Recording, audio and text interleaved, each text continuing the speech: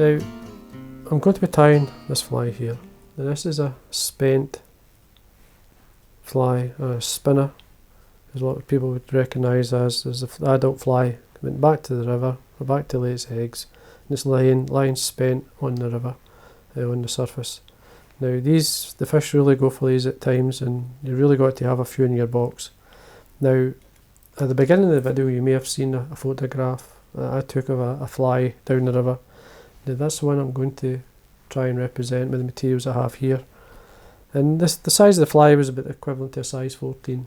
And this is the hook I'm using. And this one's by Quill. It's called the Ultimate Dry Fly Hook. Now the thread I'm going to be using is a Unithread 8.0 in yellow. I'm just going to quickly run the wax through it just to get it started. You start at the eye and then just put down a layer of thread along the shank. I'm going to remove the waste piece and just carry on down, as I say, to the point just before it goes round the bend. Now stop it there. Now what I've done as well, I've dyed a Coq de Leon hackle and some Peacock Aero, a golden olive, this kind of nice colour. This is a Coq de Leon, you'll see it better if I pull in the fibre. Now this is whiting Coq de Leon. You can see it there. It's a nice colour. The natural colour is this here, just to show you. That's how it started out. Now I'm using this for tail fibres as well as for legs. It gives the impression of legs in the fly. Now I've got some fibres here I've been using. Now for the tail, you only need maybe, now they're quite fine. I would slightly exaggerate. It's always best to compensate for maybe losing one or two fibres. A good half a dozen or so. Now if you bring them 90 degrees from the stem, this will line up the tips, and then it's just a matter of turning them away. Don't be shy, as I say, with the fibres. Now the tail and a spinner are really long, so I'm at least looking for 1.5 times the shank anyway, over the back. So hold that. Doing a turn on top and onto the bare hook. Now I've got the tail fibres in my finger and thumb, and then bring the thread underneath and use that turn, pulling towards the eye to lift and separate these fibres. Now what I want to do is put a figure 8 through them. Now I'm going to do a turn on top first, just to separate them into two, sort of evenly either side of the shank. Now I want to encourage that then to stay like that, so what I do is do a figure 8 between them. So I come this side, hold the tail on my side, lock it in with a turn. And from the other side, come round and lock it in. Get them in position, just hold them and then we can tighten up. To see how they're sitting. There's a small broken fibre there, so I'm going to take it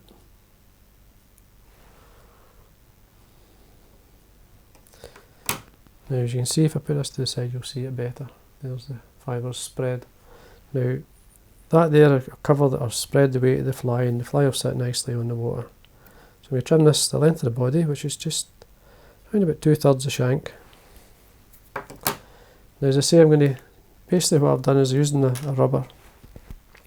I've rubbed off the fibres from the Aero Peacock. Now these are the sort of stems from further down the Peacock, not from the eye. They're slightly darker, and I want the darker eye. You've got a slight colour in it. That's all you need. Now cut away the tip.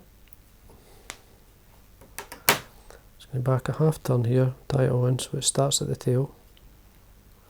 Pull it into the length of the body, and then we can take the thread up. Nice and tight now. I'm going to come down a wee bit, down, back up to get a taper in the body. So 2/3 of the way back, down and back up. And that should help give us a nice taper in the body.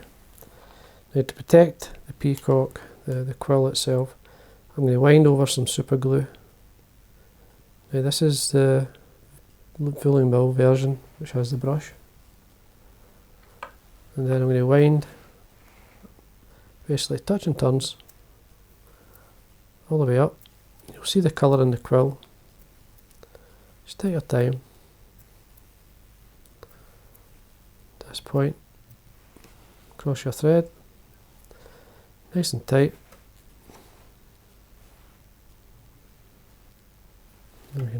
waist. Just going to put a wee bit of wax on my thread here to make sure it's well tied on. Just tidy up that area. Sometimes when you that first turn it can catch the tail fibre, so what I'm doing here is just making sure they're sitting right. That's fine.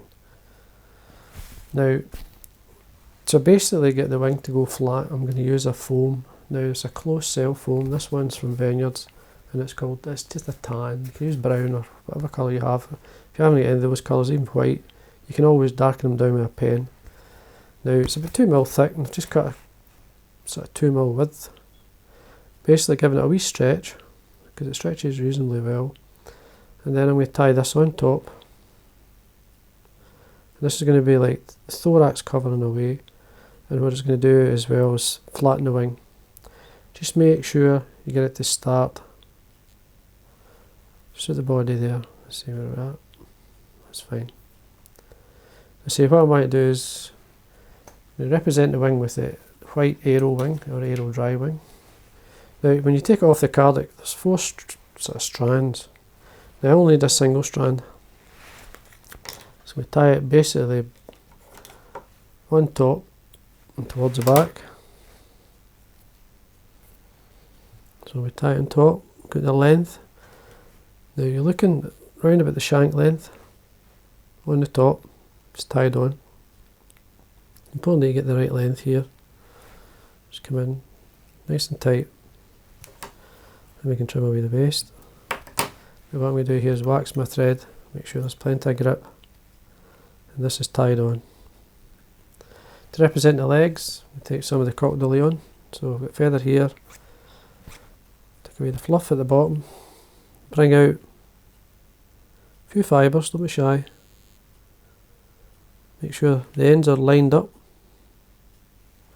Tear them off, and you can use the smaller fibres at the bottom here. As I say, this will give the impression of legs as well, a wee bit of colour into the wing, and help, it gives good support as well, it spreads the weight, just much like the tail. So there's my length there. I'm going to tie this on the top, nice and tight, just going to pinch and loop it on, trim away the waist.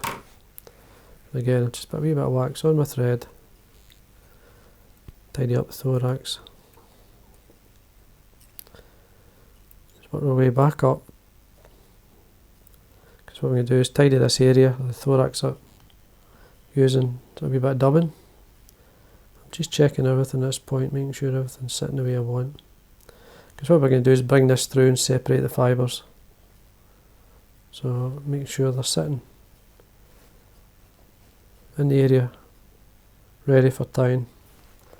Now the dubbing could be really anything. I'm just using tiny bit of Diamond Brite and chocolate brown mixed through a tiny bit of brown rabbit, just to give it a wee bit, just to thicken up a wee bit slightly, but there's not much here. You can see, you'll see the thickness of the body here. It's not going to build up the thorax too much, it's just tidying up. Make sure you start at the body, work your way up towards the eye. Now when you've got there, you can take away the excess. Your long fibres you don't want, take them away. Just watch your thread. So what we do then is split the wing in half, and you want to split as well.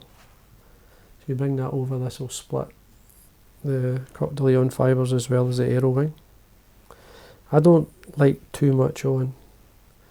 It's very easy to overdress these flies. Now when you're fishing these flies, you are targeting fish. Fly only needs to float for a second or two, just enough to cover the rising fish.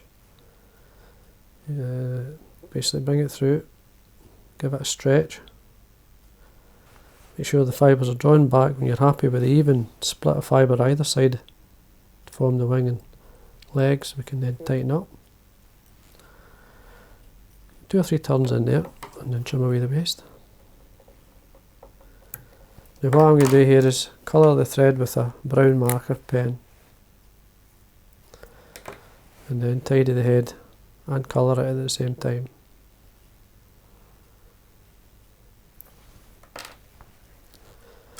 Always keep a hold of the thread, keep it tight.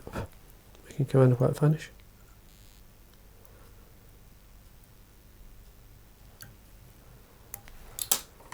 Tighten up, trim away your thread. Now what we can do is get the wing to come in, get the wings, just basically spread it, pull it towards the eye.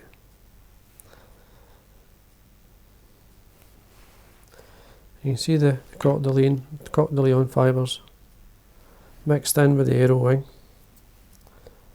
Nice blend, gives that impression of the wing on the surface. There's a lot of support there. And then all we have to do is a wee bit of varnish onto the head. The fly is finished. Reasonably simple to tie. Now you could beef it up a wee bit if you want, if you find it's hard to see. But to be honest with you, if you're targeting rising fish, the fish shouldn't be that far away from you where you can see what's happening.